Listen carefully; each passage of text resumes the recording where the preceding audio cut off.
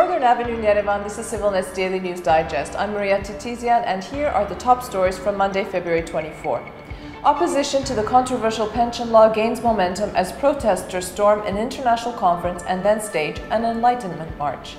Also, OSCE Minsk Group co-chairs continue their mediating efforts. Plus, an ethnic Armenian politician is appointed as Ukraine's interim Minister of Interior, and later developing friendly relations between the cities of Hadrut in Karabakh and Vienne, France.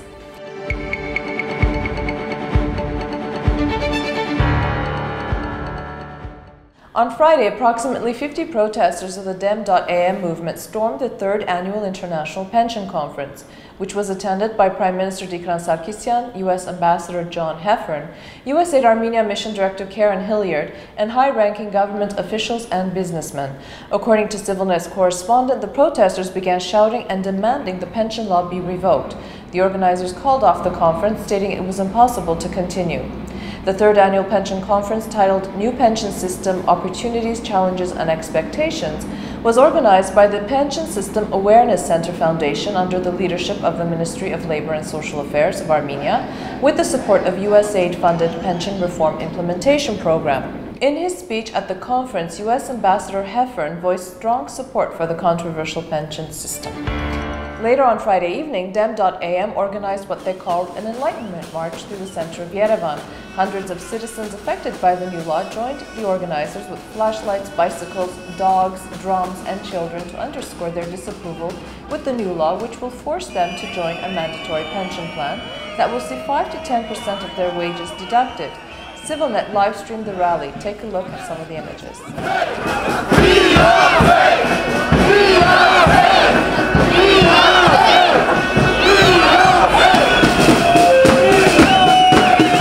Armenia's Foreign Affairs Minister Edward Nalbandian met with the co-chairs of the OSCE Minsk Group in Paris, France on Saturday, February 22nd, in an ongoing effort to mediate and find a peaceful solution to the Karabakh conflict. U.S. co-chair James Warlick posted a photo on his Twitter account about the meeting and tweeted, quote, "Good to continue our discussions on Nagorno-Karabakh with the Foreign Minister of Armenia. We must work for peace." Arsen Avakov, an ethnic Armenian member of parliament, was appointed as interim Minister of the Interior of Ukraine. Following the chaos and violence in Ukraine, the country's parliament declared President Viktor Yanukovych constitutionally unable to carry out his duties on Saturday and set an early election for May 25. Speaker of the parliament resigned, citing illness, and was replaced by opposition leader Alexander Turchinov.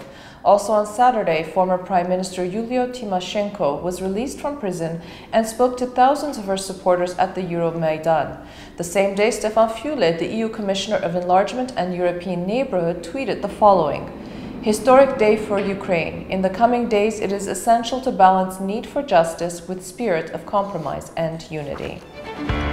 Late last week, a group of activists traveled to the northern city of Spitak in Armenia to rename Yanukovych Square to Sergei Nikoyan Square in memory of the ethnic Armenian protester who was killed in Kiev last month during the Euromaidan protests.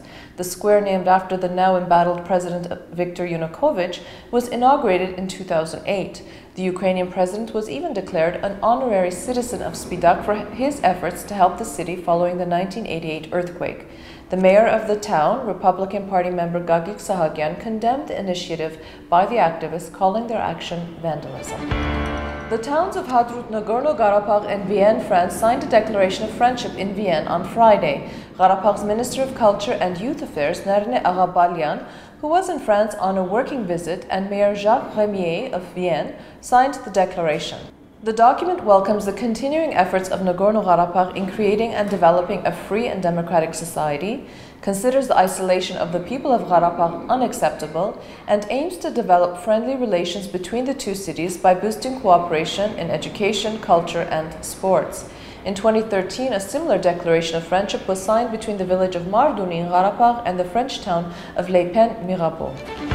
The 12th annual British Film Festival kicked off in Yerevan over the weekend and will run until March 5. Its objective is to introduce contemporary British cinematography to Armenian audiences and create connections between Armenian and British film producers. Organizers say that it has become a tradition to use the festival to raise important social issues. Films will be screened in Yerevan, but also later in the cities of Goris, Gavar, and Gyumri. This year, the festival is hosting Christine Bradsley, a film advisor at the British Council, and Matt Hultz, director of the film Dem.am. Matt Hultz will be running a workshop for students at TUMO Center for Creative Technologies. Following the workshops, the young students will shoot their 1-minute films, and the best 3 will receive prizes from the British Council and Armentel, the official sponsor of the festival. This past weekend, protesters in Istanbul were once again battling riot police over a new law tightening control of the internet. Security forces fired tear gas and used water cannons to disperse thousands of demonstrators in Taksim Square. Protesters say the new law introduced by Prime Minister Recep Tayyip Erdogan is authoritarian and an infringement on freedom of speech. Embroiled in a controversial graft scandal, Erdogan's ruling AK party pushed through laws tightening government control over the internet and has proposed a bill envisaging broader powers for the country's National Intelligence Agency. The closing ceremonies of the 2014 Sochi Winter Olympic Games took place yesterday. Carrying the Armenian tricolor at the ceremony was Olympic alpine skier Arsen Avakov. Avakov competed in his final event over the weekend at the 2014 Sochi Winter Games. The US-born athlete participated in the men's giant slalom, coming in 35th place. We will be speaking with Arsen Avakov after he returns to Yerevan in the coming days. The qualifying draw for the 2016 UEFA European Championship, or Euro 2016, took place in the Mediterranean city of Nice yesterday. It will be the 15th European Championship and will be held in France from June 10 to July 10, 2016. Armenia will be participating in Group 1 against Serbia, Portugal, Denmark, Albania, and France. For the first time since 1996, the championship will include 24 teams, expanded from the 16-team format. Armenia has yet to qualify for a final tournament, but they are an improving force and came within 1 game of reaching the UEFA Euro 2012. We wish them the best of luck. The exchange rate is up on your screen as we take a look at your forecast. It's going to be a sunny day in Yerevan with a high of 8 degrees Celsius and a low of -3. Armenia's second largest city, Gyumri, will have a high of 3 and a low of -11. Stepanakert will have a high of 17 with a low of 2, and our travel forecast takes us to the historic city of Goris, located in Armenia's Syunik Mars, where the high will be 3 and the low -7. Since antiquity, people have settled in and around present-day Goris. While Goris was first mentioned in a 7th century BC cuneiform tablet by Urartian king Rusa II, traces of human activity have been discovered dating back to the Stone Age. In 401 BC, the Greek chronicler Xenophon allegedly passed through the city of Goris during his retreat of the 10,000. In the Middle Ages, Goris remained a small settlement. However, many monasteries and fortresses were built in the region. Goris' modern history begins in the 17th century when the princes of Melik Husinyans ruled the city. It was during their rule, and in particular on October 13, 1813, when Goris fell under Imperial Russian rule after the signing of the Treaty of Gulistan, which seceded many regions of Armenia, then part of the Persian Empire, to the Russian. At the end of the 19th century, and in accordance to Prince Manuchar Bek Melik Husinyan's recommendation, German architects were brought to the area to construct and design the modern foundations of the city of Goris.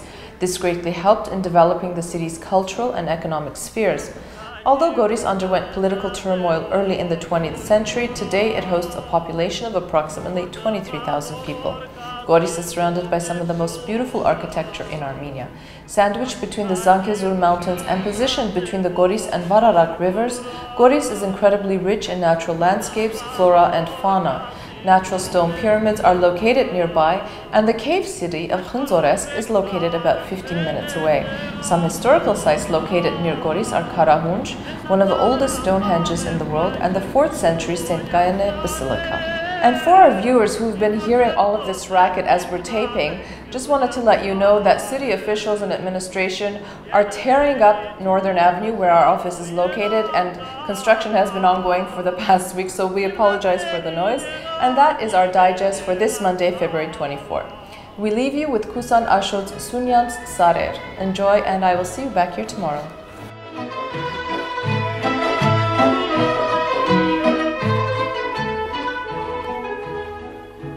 Ashot Sunyatsoga anarate Chari serma bunchi dani anarmate Kusan ashot Sunyatsoga anarate Չարի սերմը բունչի դանի անարմատ